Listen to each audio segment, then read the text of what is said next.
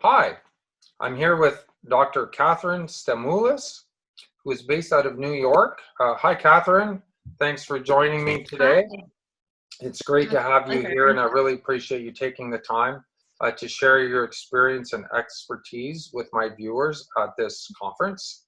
Mhm. Kathryn's a New York-based licensed mental health counselor and educational psychologist. Kathryn's an expert in female adolescent sexuality development and specializes in sexual assault, trauma, and the sexualization of girls. She's especially passionate about combating the culture of shame and silence that allows sexual exploitation, harassment, and abuse to thrive. Kathryn began her career in a college counseling center, and she maintains a private practice. She started tackling these issues beyond her therapy office as a professor teaching tweens and teens at Temple University. Kathryn has taught at Hunter College since 2010 and has developed curriculum for courses such as human sexuality, the psychology of woman, and abnormal psychology. Her work has appeared in numerous academic journals and media outlets.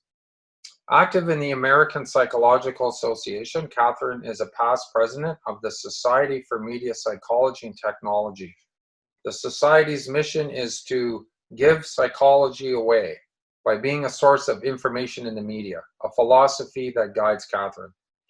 She is the co-editor of their magazine, The Amplifier, serves as a consulting editor to the Psychology of Popular Media Culture Journal, and writes a blog for Psychology Today called The New Teenage. As a public educator, Kathryn often appears in the media, talking about current events and research surrounding adolescent sexuality. She was trained by the prestigious Progressive Women's Voices program and is a She Source expert. And I should mention here that I became aware of Kathryn's work from watching the Netflix documentary Jeffrey Epstein, Filthy Rich, in which she is featured in a couple of segments in episode 1, I believe, Mhm. giving some commentary on how the mind of the sexual predator works. And I thought her comments were very insightful and informative. And that's when I reached out to Kathryn, and she graciously agreed to meet with me. Kathryn is also committed to providing mental health support to individuals who have been impacted by natural disasters. She's an active volunteer with the American Red Cross and has deployed to disaster zones impacted by storms such as Hurricane Harvey and Hurricane Florence. Kathryn received her BA from the University of Tampa and holds an M.Ed in counseling psychology and a PhD in educational psychology from Temple University. So, Kathryn, can you give us a bit of background of your work and what led you to focus on female adolescent sexuality? Sure. So I started at a college counseling center, Mhm. and I would see students with a wide variety of issues, ranging from homesickness all the way to major mental illness. But I saw like a lot of them were struggling with issues surrounding sexuality. Um, so one case that stands out was a student who was suicidal when he got herpes. Um, Okay. and in the grand scheme of life, that's really not that big a deal. But for him, it was just devastating. Um, then, a lot of issues around sexual assault, issues of drinking and consent. A lot of shame came up for students. Um, so I really started focusing my work there. And there were a lot of issues for girls in particular that, kind of really enraged me in a way, some of the double standards. Uh, Let's talk about the rage a little bit. Oh, okay. before you do that though, Kathryn, I was interviewing Walter de Casaretti, who's a researcher. I don't know if you're familiar with his work. He's in University of Virginia, and he's saying now 1 in 3 women on college campuses are experiencing sexual assault or unwanted sexual attention. Yeah, Would you say that bears out where you are too? absolutely. Yeah, That, absolutely. that's horrible. 1 in Hmm. 3. Hmm. Okay. So Yeah. what was enraging you about some of these double standards?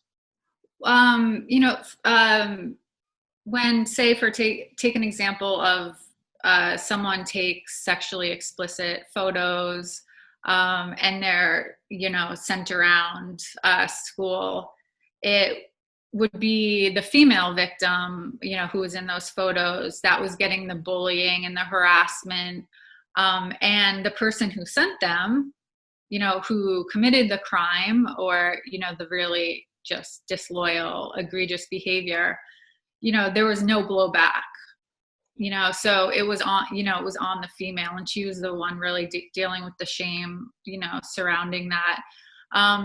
Even videos where there was a male and female in the video that somehow got, you know, got sent out or leaked, it was typically the female that was dealing with all the social repercussions.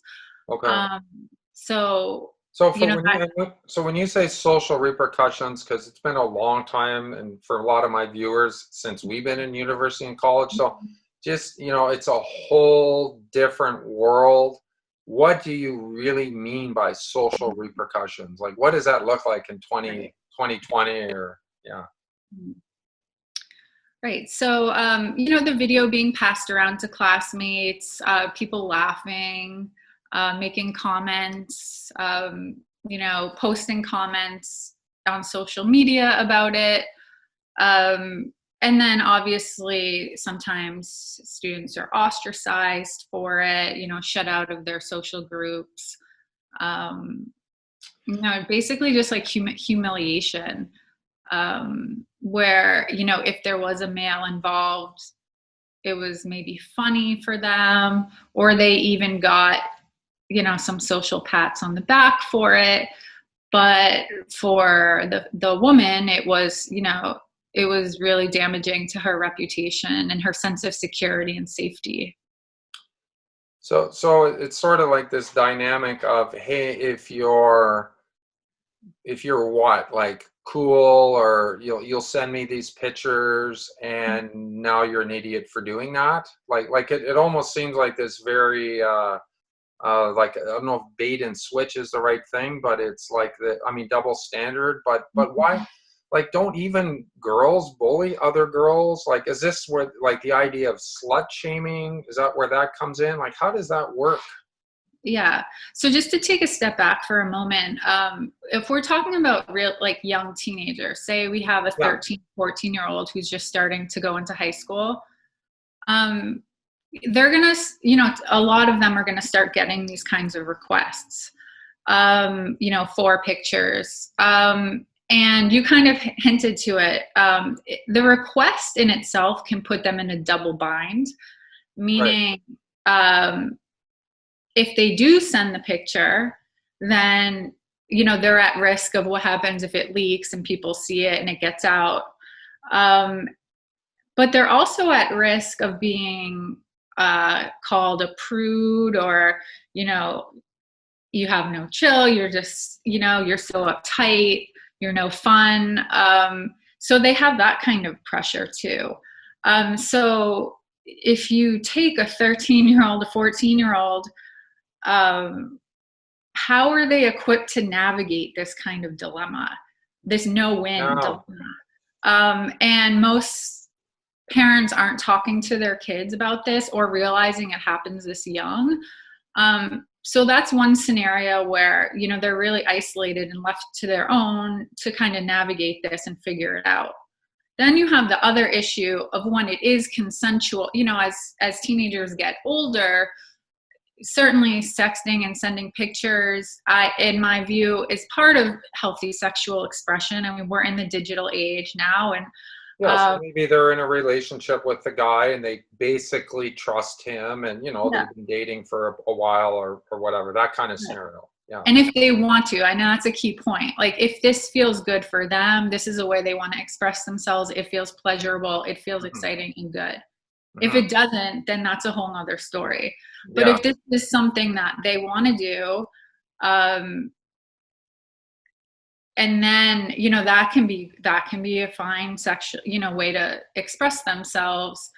But yeah, the danger then, you know, if, whether it's after a breakup or somehow the pictures then get, out of their control, now we have a clear violation that has occurred.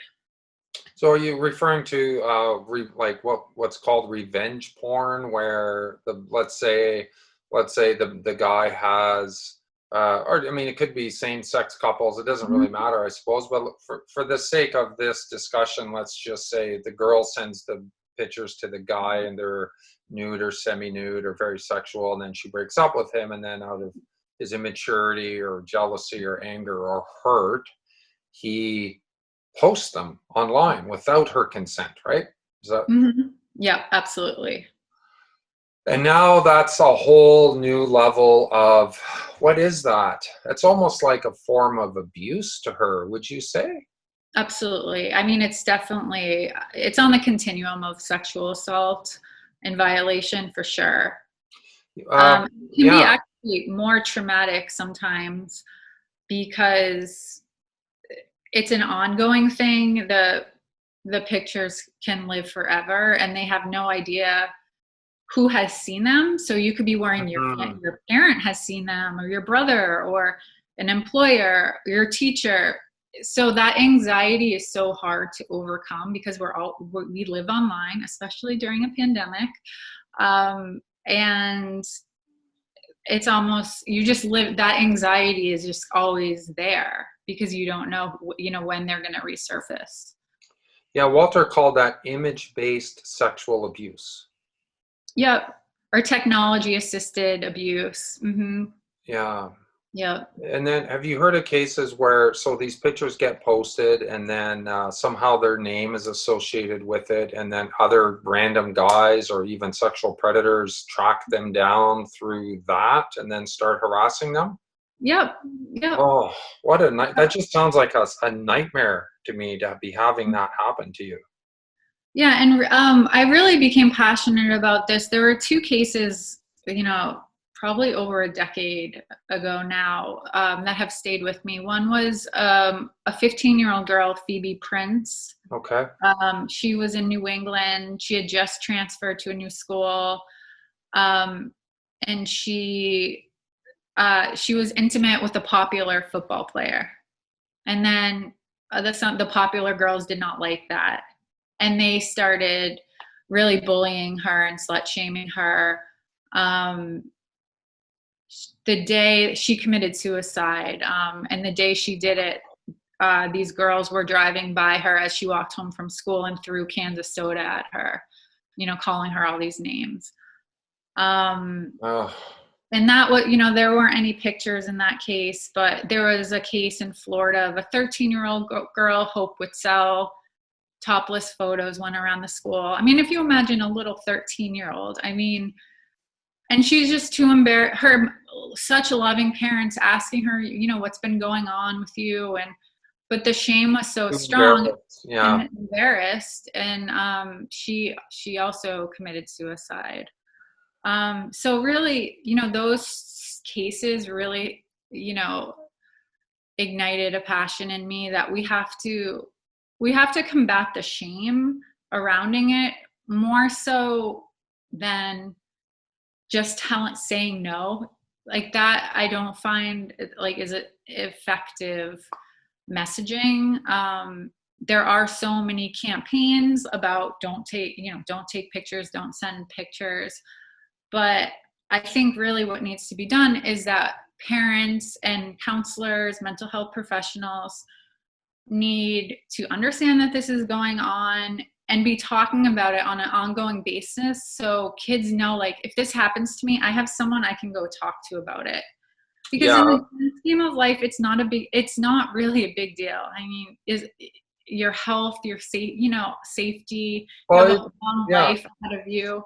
It just takes a guidance counselor, let's say in a school setting, to be savvy enough to be, call the girl down and say, hey, how many nudes have you sent out this month?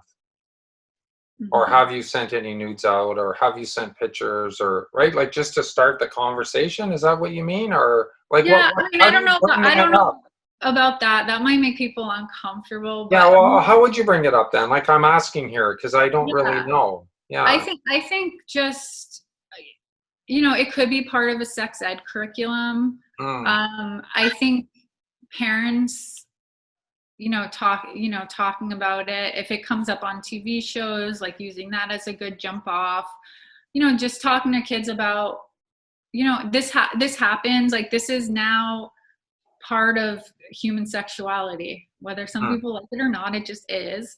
And actually studies have found that adults do it more than kids. Yeah. We love to say like, oh, kids are so naive in doing this, but adults do it more than kids. So, we do this. I think the focus, if say you have a guidance counselor who's coming in to do a talk or something, talk about how wrong it is to send these images. Talk about what you should do if you get one of a classmate. How we can support the victims. I think we really need to switch it to say like, you're wrong if you send these. You're wrong if you're laughing at people, not you're wrong that the pictures exist in the first place. Right. And then obviously there's harm reduction, like I think is a good thing. Like, don't put your face in the pictures. That is always just a good rule of thumb that can help a lot. Yeah, I never thought of that. But more so, like, I think we need to really have a shift that, kids can talk to adults about this, and we need to alleviate the shame, because without the shame, it's not as powerful and it's not as hurtful. And we can build resilience and we can overcome it, and it's just a little blip. It doesn't have to be the end of the world. Right. And it sounds like we almost have to be telling girls particularly, look, you're going to be dealing with two kinds of pressure here. You're either going to deal with the pressure to send pictures, or you're going to deal with maybe the consequences is a better way of saying it too. It's sort of like drugs, so hey, it's up to you if you use drugs. You're going to be pressured, and you might be called uncool if you don't use them. So that's going to happen. Right. And then, but if you do use them, you're opening the door to another set of potential problems that can be catastrophic, potentially. Like when we talk about bullying and shaming to the point of suicide, I can't imagine a worse catastrophe for the parents, or obviously the person themselves and their family, right? Right. Serious. Yeah. Although I think what we need to do as adults is work so it's not catastrophic, right? And I think that just will take a cultural shift. And we're seeing it even like if you look, Katie Hill is a congresswoman in California who pictures leaked of her. This is going to happen, right? It's going to happen, people even in adulthood, and we just have to start, understanding this is probably going to happen more and more, and we can overcome it, and it doesn't have to be catastrophic. But you did talk, when you're talking about bullying, part of also why I got into this line of work is because like around 2010, at least in the US, like anti-bullying programs became huge. Okay. Right? It really became part of the lexicon and the curriculum. But what I found was that they were really leaving out the sexual component of bullying that happens, when you get to the middle school and teen years. So I was just really flabbergasted, actually, like all these campaigns and programs and money being spent on anti-bullying, but they never really talked about like what is behind the bullying. So for girls, it was typically around, your like slut bashing or slut shaming. So whether that was for a girl's actual or perceived sexual behaviors, or her sex appeal. For boys, it tend to be gay slurs, right? Oh, okay. So that's where the bullying for most boys is around like, you're not man enough, or you're gay, or this or that. So both of the sexual components of this elicits shame in most of the victims, right? So they're Yeah. not going to want to tell their teachers what's being said about them, or their parents. Yeah. And there's not an open dialogue for like, yes, we know this is how people bully. So yeah, that's why I kind of like want to scream, like, we have to talk about what's underneath the bullying, because it makes it so isolating if no one's talking about it. Well, and it's so weird, like with the way it is with everyone having a smartphone, is it's all hidden. It's so hidden, you know? Like, it's not like you can, hear them yelling down the hallway at the school, or after school, or in the playground, or on the buses, or, right? It's cowardly because people are hiding behind their devices, you know? And I was just thinking, you mentioned about the gay slur. So imagine you're a 15, 16-year-old, and either you're not gay, but you get, let's say someone starts a rumor that you are. So that is, as far as you're concerned, your life's over now because you're at that age, right? And let's say you are gay, but you're not out, and now you're outed. Yeah. And so then there's all that, right? Right. Yeah. As if high school isn't hard enough, right, Kathryn? Seriously. I mean, the social media makes it, I mean, I really feel for kids because it's in their bedrooms. There's no escape from it.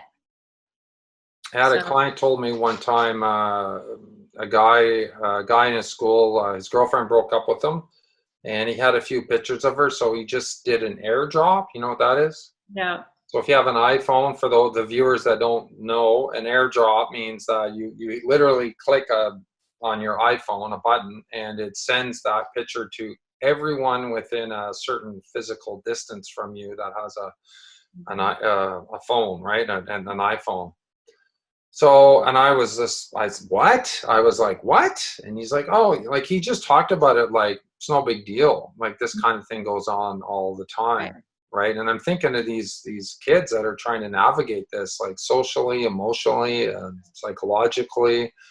Oh, that's rough. So here, I just want to jump to the next question was, I was reading one of your articles, Kathryn, in the Amplifier, from sexting to sextortion. So I think we kind of touched on that. Can you just explain exactly what that is, the sextortion part of that? Yeah, how that plays out and the consequences on the person? Yeah, so this is different. This sextortion is different than, what we've been talking about before to some degree. So this is a crime. This is, at least in the US, this is a clear crime.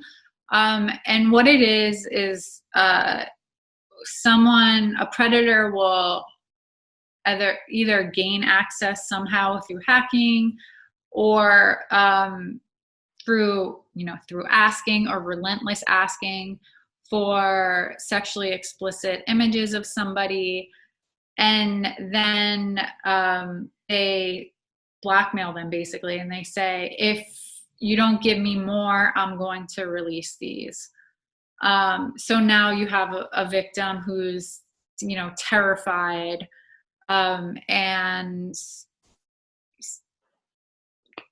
totally being harassed in this way. So it plays out, in different ways. Sometimes it is somebody the victim knows. So like an ex or something.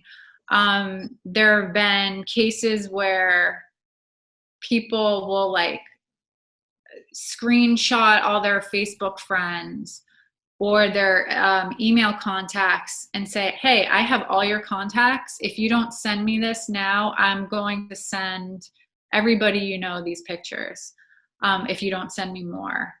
And it can get into stalking behavior. Like, I know where you live, or I know where your little brother or sister goes to school if you don't send me these or videos. Oh, right. So, and then some people do this to create child pornography. And you know what, the victim side, often they feel a lot of shame for even the first picture, Mhm. you know, going out. So they feel some sort of responsibility that can inhibit them from going to get help or telling their parents. Yeah. Um, but sometimes there's get such relentless pressure, through social media, through email, through even their telephone, telephone, that they're like, I just want this to go away, so I'm going to send it and maybe they'll go away. And then Yeah. unfortunately, it doesn't usually happen. But this is something the FBI has reported that they anticipate an uptick in this during the stay-at-home orders in the U.S. for the pandemic, because I mean the availability is just there, Right. and I'm seeing from young people, I think, which all counselors and parents need to be aware of. You know, most kids are worried about their parents right now, like, which is really sweet, Oh. but they see that their parents are stressed. Mhm. Family members may have died. A lot of people here have lost their jobs, so Really. finances are just in ruin. People are, parents are just taxed with childcare, and they're so stressed out. And a lot of teens that I've talked to don't want to worry their parents or put anything else on them. So they're left alone to kind of deal with these really big issues. Yeah. Yeah. I know it's so important. It's a theme I hear from everyone I'm talking to. It's start having these conversations, be approachable, let them know that you know what's going on. Like, Yes. hey, I know this is going on. Mm-hmm. Okay. Yep. And I'm never angry with me if you come to me and say, you send a picture to a guy, now you realize it, was a dumb thing to do, or you wish you hadn't done it. Not going to be mad at you. Yep. Okay. But Yep. you tell me, because I'm going to help you figure out what to do now. And as an Yes. adult, I have Exactly. ideas and resources and contacts and ways of dealing with this that you Mhm. don't have. So let's Yep. work together on it, right? Because I think that's kind of how that conversation might happen, right? In a way that's like you say, not shaming. Like, I mean, shit, did you ever do anything stupid in your life? Mhm. For me, like, Mhm. right? Like, Kathryn, I don't even want to think about how much trouble I'd get into if I was 16 in high school right now with a smartphone. Let's not even go there, Right. because, Exactly. I could be, like, for anyone watching, don't think that you couldn't be one of these people we're talking about, okay? Because Mhm. otherwise you're not being honest with Mhm. yourself, right? Mhm. Yeah. Exactly. Um, Now, you quote a statistic. I don't know if it was in one of your articles. I was sort of going through some of the articles you wrote, which are good. But you mentioned an epidemic of female teens being harassed, and you said 87%. Mhm. So who? So my question was, like, who doing the harassing? Like, who are these guys? Mhm. Like, what the hell happened to guys that this is okay? Mhm. Yeah. So that statistic comes from the Harvard School of Education. Okay. And yeah, they found 87% of girls reported at least one time being sexually harassed at school. Um, I think the percentage for the guys that are perpetrating the harassment is in the 40s. So it's certainly not all boys, but it's a good number. Yeah. And other studies have really looked at, why are they doing this? Um, One thing that they found out was that there is sometimes a misconception that, well, they're just trying to flirt, right? And they just don't have the skills yet, so maybe it's being misconstrued. But uh, the studies found that that is not generally the case. Only 3% who reported harassing said they actually wanted a date with the person that they were harassing. And I think, Oh, and 6% agreed with, oh, I thought she liked it. So it wasn't like I wasn't reading the signs. Yeah. What I think a lot of adults might think. Generally, what they found was that one, they were trying to impress friends by being funny, right? Okay. Or they really just didn't think it was a big deal. Okay. And then revenge did come up. You know, they were mad at this person for whether it was like rejecting them or slighting them in some way. So, you know, those were the main reasons. But the study found that a pretty decent number of girls, less than the boys, but girls were sexually harassing as well. Other girls or guys? Both. So, you know, so for girls that were sexually harassing boys, it presents a little bit differently. What's the But difference? it tended to be more rumors, and it tended to be more trying to emasculate them in some ways, kind of like snickering at them or laughing at them. So that was different than the physical intimidation that the boys tended to do with the girl victims, or really explicit comments to the girl victims. Yeah. But still, I mean, you know, it's happening to boys too, so we have to be aware of that. And again, I think the shame can be even more of a barrier for boys because it's not as talked about.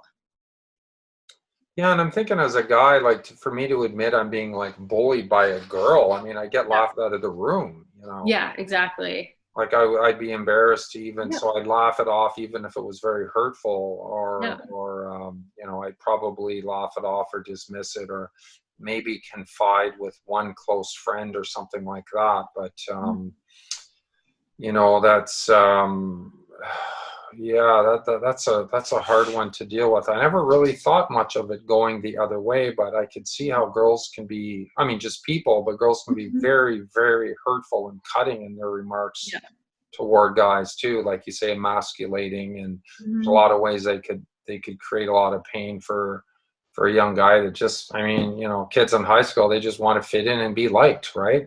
Yeah. It's so easy to destroy that with what we say to each other, you know.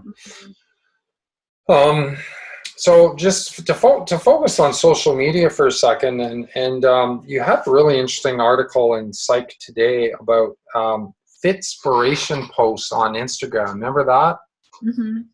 And so I thought this was interesting. So on Instagram, most people viewing this will, I'm sure, probably have an Instagram account, but there's what's called hashtags. So it's like a little number sign, and then it's the category. So you can have hashtags dogs, hashtags surfing, hashtags cigars, hashtag fitness. So Fitspiration is a combination of fitness and inspiration. So if you go on Instagram and put hashtag Fitspiration, it'll take you to a feed that will have probably in the realm of tens of thousands or hundreds of thousands of posts, so pictures and images. And you did a content analysis of these posts and concluded that the overall messaging was harmful to women. Can you talk about that a little bit? I thought that was very interesting. Yeah, actually, I didn't do it. It was from the University of Leeds, I believe. Oh, okay. So you quoted the study in your article. Okay. Yeah. Thanks for clarifying that. Yeah, there's a link to the study in there. So yeah, Fitspiration is, you know, aspirational pictures, often people working out or just, you know, their physiques. And on the surface, it sounds pretty good, right? Fitness is healthy. Hey, who doesn't want to get fit, right? Right. You know, increase energy, increase your strength. That's wonderful. But what this content analysis found was that the messaging was actually about you need to look sexy. So fitness was presented as sex appeal, basically, for men and women. And it wasn't about like getting stronger any at all. It was about like how do you look? And really, again, kind of like a rebranding of, women need to look like this ideal, men need to look like this ideal. Right. And a further layer of the study was that they found like a lot of the messaging under the images was, it's a moral failing if you don't look like that. Because if you just work hard and commit, rise and grind, like you could be sexy too. So if you don't look sexy, it's your fault. It's a failure on your part.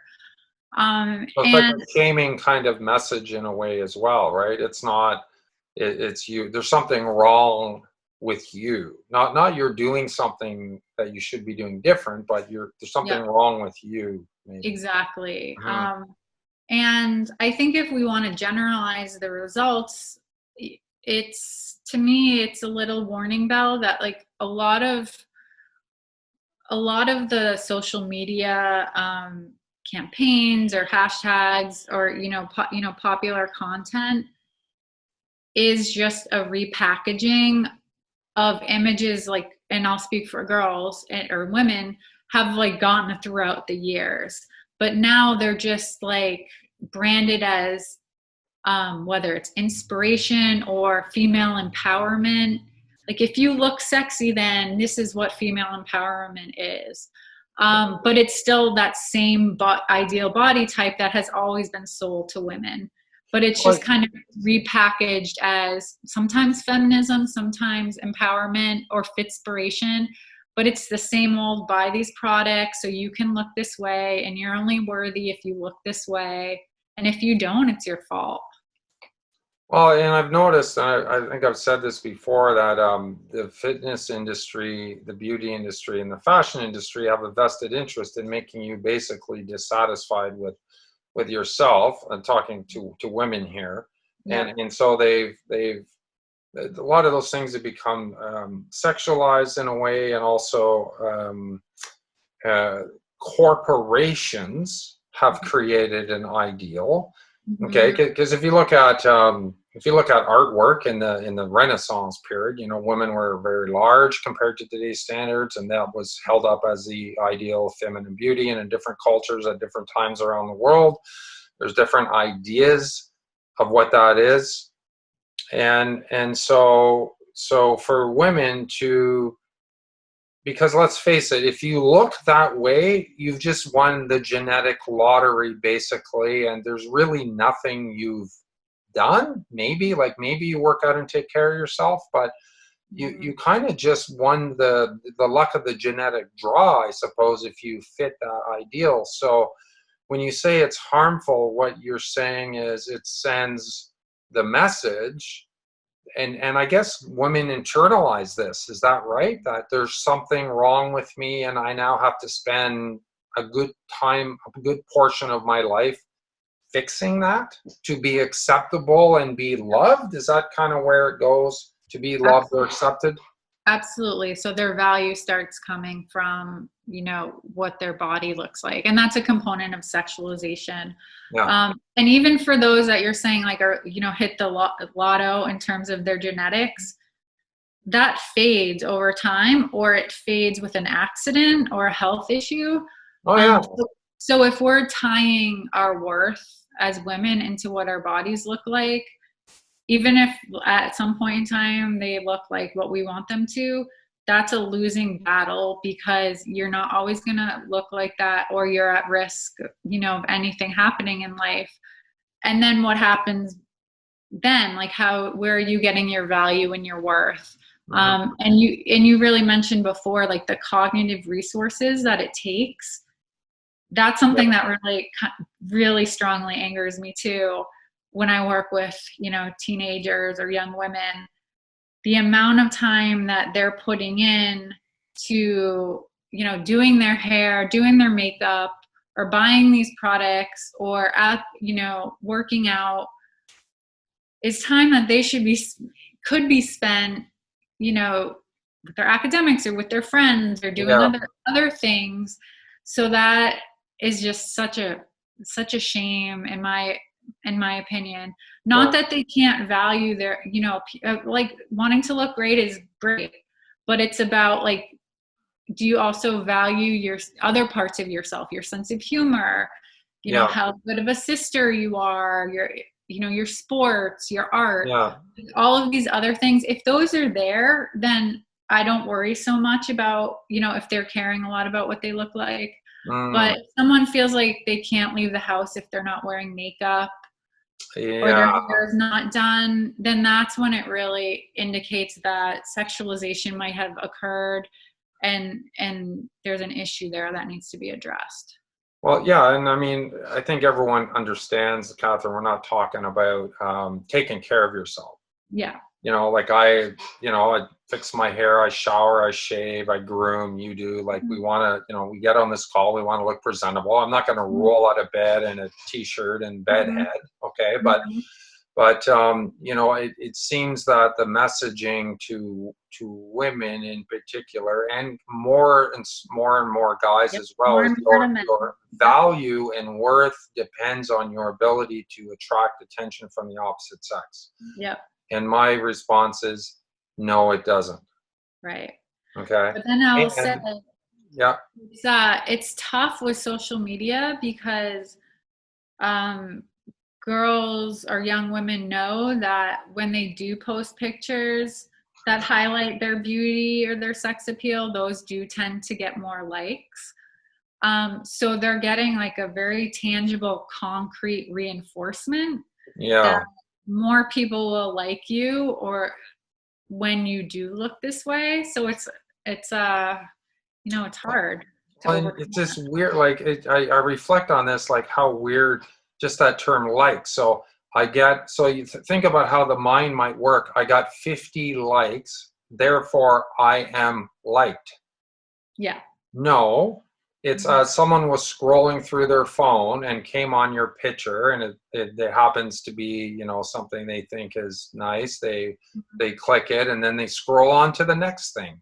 They don't like you, or it's the moment you've captured yourself in that particular moment of time, and you've taken 40 pictures, and that's the best one. Yeah. And then this is, I think, where we're talking about how it becomes an obsession, I guess. Maybe it can go that way, right? And a compulsion, and that's unhealthy, I think, in anything, right? Yep, absolutely. Okay, let's we got about 10 minutes, so I did want to touch on 8 minutes in the Netflix documentary about Jeffrey Epstein, Filthy Rich. And if anyone's viewing this and you haven't watched it, it's very well done. I recommend that you check it out. You explain some of the psychological persuasion techniques that sexual predators use. So I wouldn't mind if you could just kind of quickly cover those, and so that as mental health professionals and even as parents, most of the people watching this are parents, and some of us have young kids and teens. What do we need to be aware of? Sure. So Jeffrey Epstein really had an eye for targeting vulnerable victims. And he would prey upon financially disadvantaged girls. Right. He'd actually recruit from trailer parks in the area. So, I mean, that was number one. So he would offer, $200 to these girls to come give him a massage is what they were being sold. And for so many of these girls, I mean, that was life-saving money. A lot of money. Some of these were in the foster system, almost homeless, like sleeping on couches. Yeah. So that was number one. But he had such a knack for identifying a need in a victim and then exploiting that need. Yeah. So for some of the older victims, it might be like like being loved or being part of something, a group of people. He often offered career opportunities. Yeah, like send them to school and stuff and overseas to get educated. Yeah. I'll write you a letter of recommendation for college. I know everybody. Yeah. Right. So he would bring them in that way, and then, once the door was shut, then he would sexually abuse them. Mhm. The, Another thing that happened in this case that, can happen, in other cases, was that all the adults around these girls were normalizing the abuse. What? So, How how does that happen? so he had drivers that would pick them up from their home and bring them to his secluded mansion. There were cooks in the house, Oh, I see. So that the making, adults around Epstein circles. yeah, Yeah. cooks giving them cereal. I mean, there were just people around, and no one was. No one was like, "What the hell are you doing here? You're 14 years old," and Exactly. right? Yeah. So for those that did have some little bells going off, like this doesn't seem right, everyone around them was acting like it was normal. And you Right. have a billionaire who knows everybody in the community. You have politicians coming to the house. I mean, you want to have a girl that's 15 to be like, "Hey, wait a minute, I'm gonna speak back to these politicians and celebrities and millionaires." Like, Yeah. it's probably not going to happen. So that was something like that. Authority bias really came into play, which happens with when a teacher abuses a kid, or a coach, or a A priest. doctor. Yeah.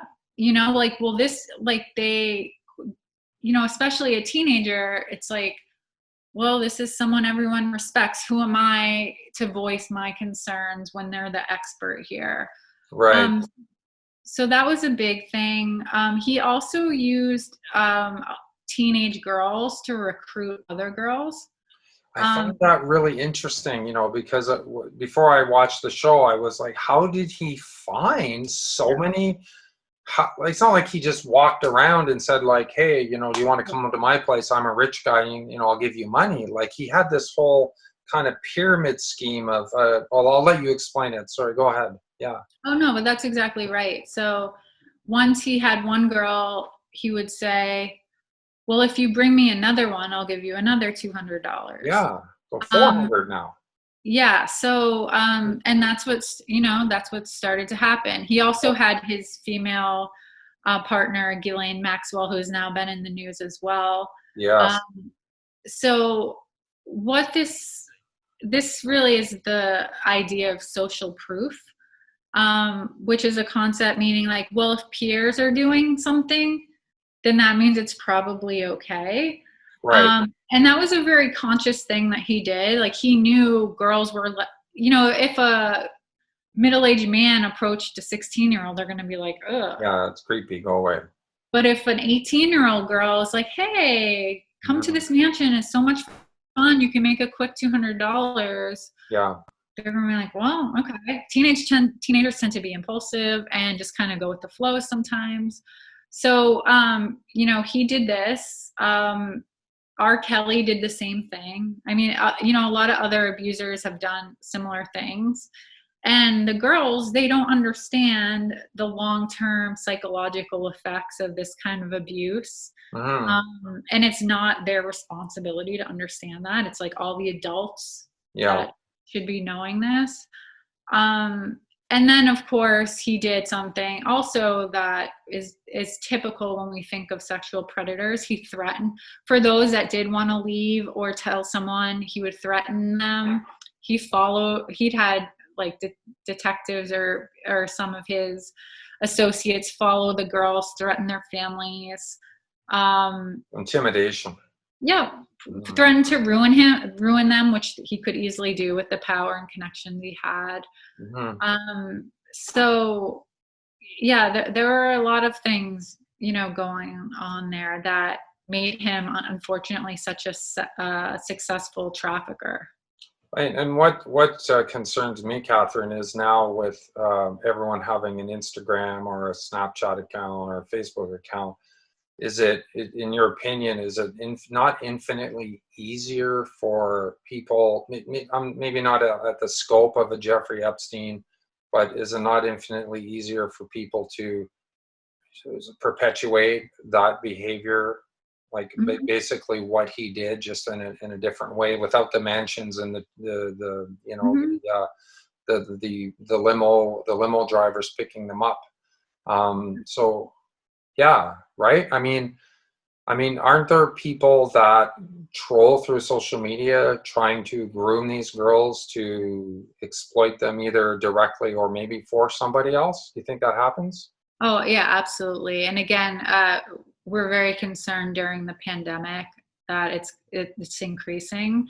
Yeah. Um, and I think when I mentioned earlier, identifying needs, you know, for a lot of people, girls, boys, they have a need of adult attention, right? So for kids that don't have parents at home that are invested in caring and loving, they're at even higher risk of, well, whether it's an older guy or a man or a woman even, they're showing me this attention. They're making me feel worthwhile. Yeah. And they're telling me I look pretty in all my pictures, and they're saying great job on your soccer game, and it makes me feel good and it makes me feel special.